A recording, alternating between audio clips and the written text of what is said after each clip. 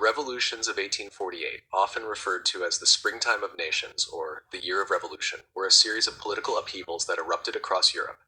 This widespread revolutionary wave, spanning from France to the Austrian Empire, marked a significant moment in European history. These revolutions shared common causes rooted in the desire for political reform, national self-determination, and socio-economic justice. However, despite their shared aspirations, the outcomes varied, with many movements ultimately failing to achieve their goals. Background and causes.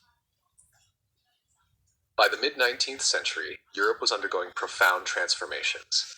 The Industrial Revolution had reshaped economies, leading to urbanization and the growth of an increasingly discontented working class.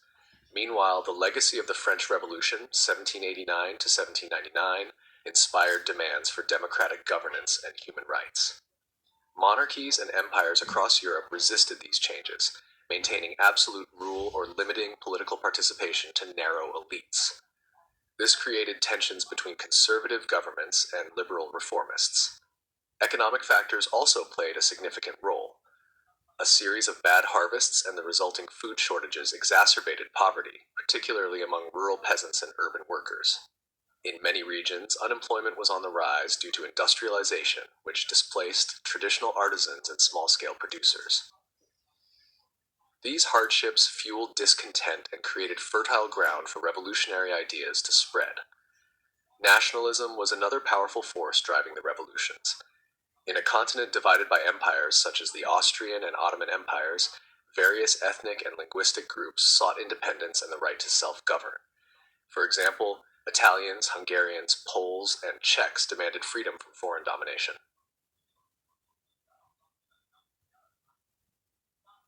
The revolutions of 1848 unfolded across Europe with unique characteristics and outcomes in each country. Below are some of the most significant uprisings. 1. France. France was the epicenter of the revolutions, as it had been in 1789 and 1830. The July monarchy of King Louis-Philippe, 1830 to 1848, had alienated many citizens by failing to address socio-economic inequality and restricting political participation. In February 1848, protests erupted in Paris, fueled by widespread dissatisfaction among workers and the middle class. The monarchy was overthrown, and the Second Republic was proclaimed. A new government introduced universal male suffrage and initiated reforms aimed at addressing unemployment, including the establishment of national workshops. However, the economic strain of these measures led to tension between workers and the bourgeoisie. In June 1848, this culminated in the June Days Uprising, which was brutally suppressed by the government. 2. The German states. The German Confederation, a collection of 39 independent states, witnessed a surge of revolutionary activity with calls for unification, liberal reforms, and constitutional government. Demonstrations in cities such as Berlin and Frankfurt pressured monarchs to grant concessions, including promises of constitutions and civil liberties.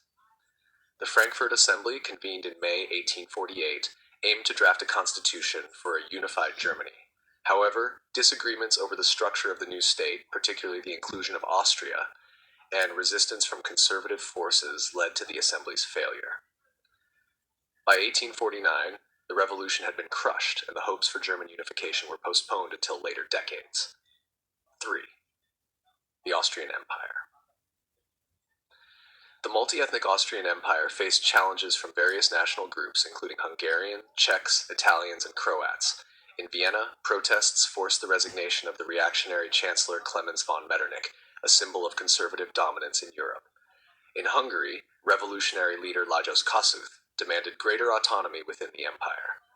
Hungary declared independence in 1849, but the Austrian government, with military assistance from Russia, eventually suppressed the movement.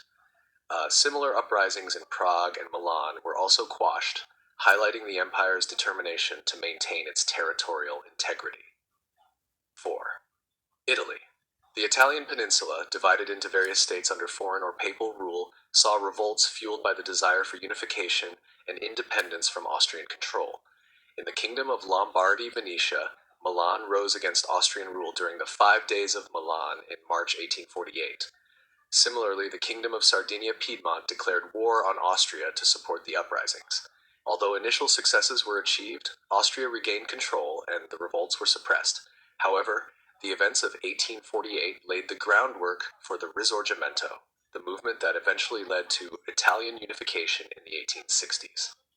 Number 5. Other regions.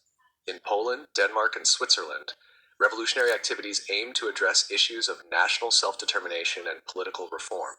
For example, Polish nationalists sought independence from Russian and Prussian domination, while in Denmark, constitutional changes were introduced to resolve conflicts with German-speaking regions. Themes and outcomes. 1. Social and political aspirations. The revolutions were driven by diverse groups with differing goals. The middle class sought constitutional governments, freedom of the press, and expanded voting rights. The working class demanded better wages, improved working conditions, and relief from poverty. Meanwhile, nationalist movements sought independence or unification for their respective nations. Despite the initial successes of the revolutions, these diverse interests often clashed, weakening the movements. In France, for example, the alliance between workers and the bourgeoisie dissolved after the overthrow of the monarchy, leading to violent confrontations during the June days. 2. The role of conservatism.